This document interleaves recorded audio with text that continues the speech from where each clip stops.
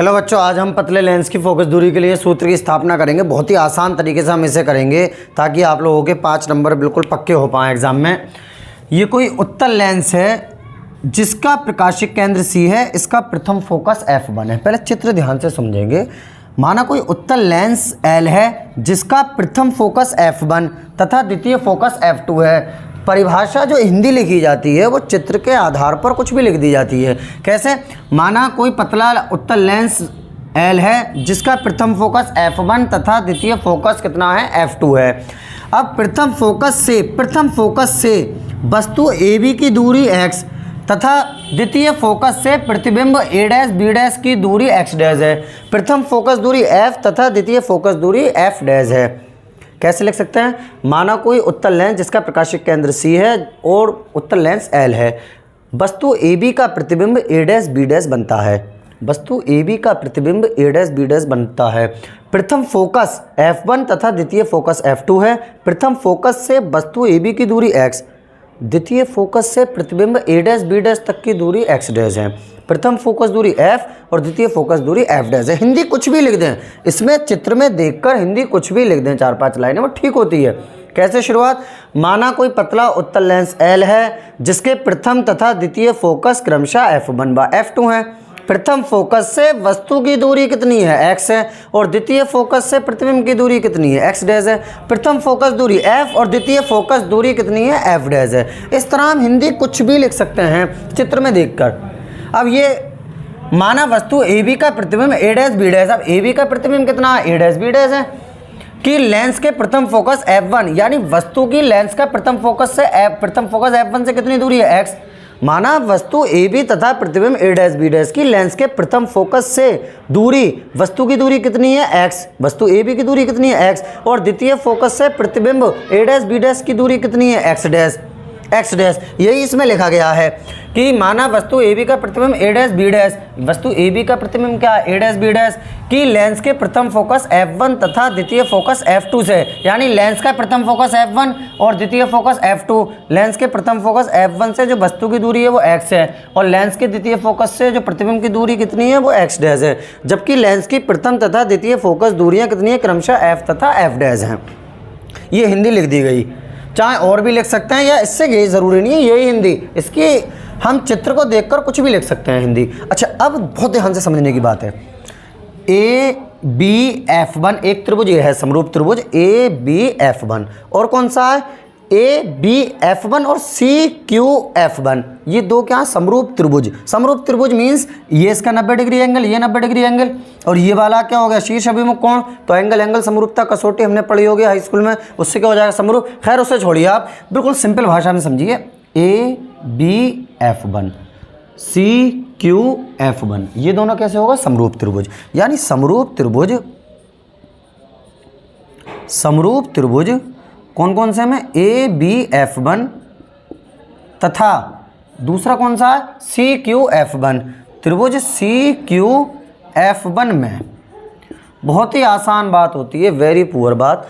पहले ABF1 त्रिभुज, इसकी खड़ी भुजा बटा दूसरे वाले त्रिभुज की खड़ी भुजा, खड़ी भुजा AB इसकी बटा दूसरे वाले त्रिभुज की खड़ी भुजा CQ बराबर।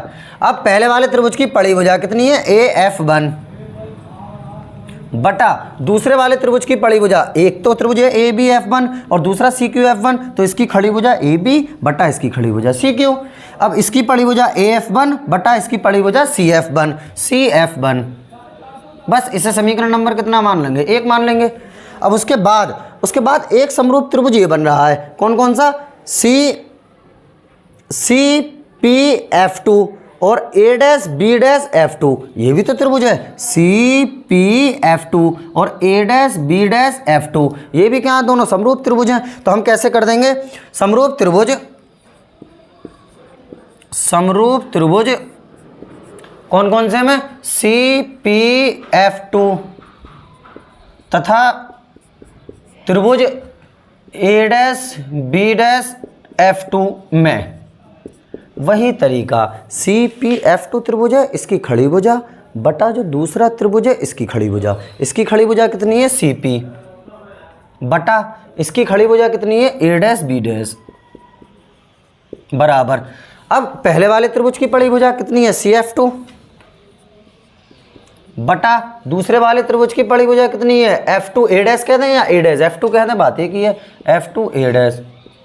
इसकी पड़ी भुजा कितनी है CF2, इसकी कितनी है दूसरे वाले त्रिभुज की F2A डैश। अब चित्र में एक चीज़ देखिए, चित्र में जो CP है वो किसके बराबर है AB के बराबर, और A डैश B डैश कितना हमें दिख रहा है CQ, ये दिख रहा है बिल्कुल, A डैश B डैश कितना है ये CQ है, और ये जो CP है ये कितना है AB है। तो यानी हम ये कह सकते हैं चित्र में कितना है CP जो है वो किसके बराबर है AB के, और A डैश B डैश जो है A डैश B डैश वो किसके बराबर है CQ के बराबर हमें देखने में लग रहा है। अब यहाँ रख देंगे CP की जगह कितना रख देंगे AB, इस जगह पर कुछ भी नहीं करेंगे, सिर्फ इस जगह पर रख देंगे। तो AB बटा, अब आ गया A डैश B डैश, इसकी जगह पर कितना लिख देंगे CQ बराबर CF2 हम ऐसी रहने देंगे, और बटा ये भी ऐसी रहने देंगे F2A डैश। ये आ गई समीकरण नंबर 2।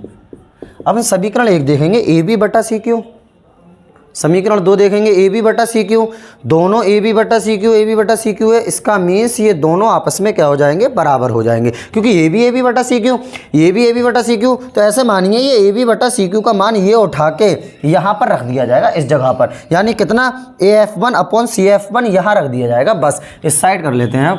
तो समीकरण 1 व 2 से समीकरण 1 व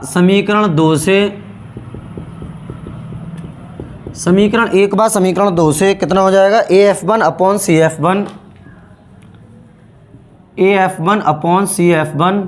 बराबर AF1 अपॉन CF1 किसके बराबर हो जाएगा, इसके बराबर, क्योंकि दोनों ये बराबर है ना AB अपॉन CQ, तो ये वाला हिस्सा इस वाले हिस्से के बराबर हो जाएगा, सीधी सीधी बात है बिल्कुल। तो AF1 अपॉन CF1 बराबर CF2 upon F2A dash, CF2 upon F2A dash. अब मान रख देंगे सिर्फ जगह पर। हमने एक चीज़ पढ़ी थी चिन्ह परिपाटी में, लेंस या दर्पण से लेफ्ट हैंड की दूरियां नेगेटिव होती हैं, लेंस या दर्पण से राइट हैंड की दूरियां पॉजिटिव होती हैं। तो AF1 x है, लेकिन ये लेंस से लेफ्ट हैंड पर, ये तो माइनस का x होगा, -x बटा CF1 ये भी लेंस से लेफ्ट हैंड पर है, तो ये भी माइनस का f होगा, बराबर CF2 ये लेंस है राइट हैंड पर है, इस साइड में है, तो ये पॉजिटिव होगा, कितना F डैश बटा ये CF2 कितना ये हैगा F डैश बटा, अब F2A डैश ये भी राइट हैंड पर है, तो ये क्या होगा x डैश प्लस का होगा, माइनस से माइनस खल्लास, क्रॉस मल्टीप्लाई x डैश बराबर कितना हो जाएगा F डैश। यही पतले लेंस के लिए न्यूटन का सूत्र है। क्या लिख दिया जाएगा, यही पतले लेंस के लिए न्यूटन का सूत्र है। तो ये हमने बड़े आसानी से सिद्ध किया। इसी तरह से हम नेक्स्ट वीडियो में नेक्स्ट डेरिवेशन के साथ मिलेंगे।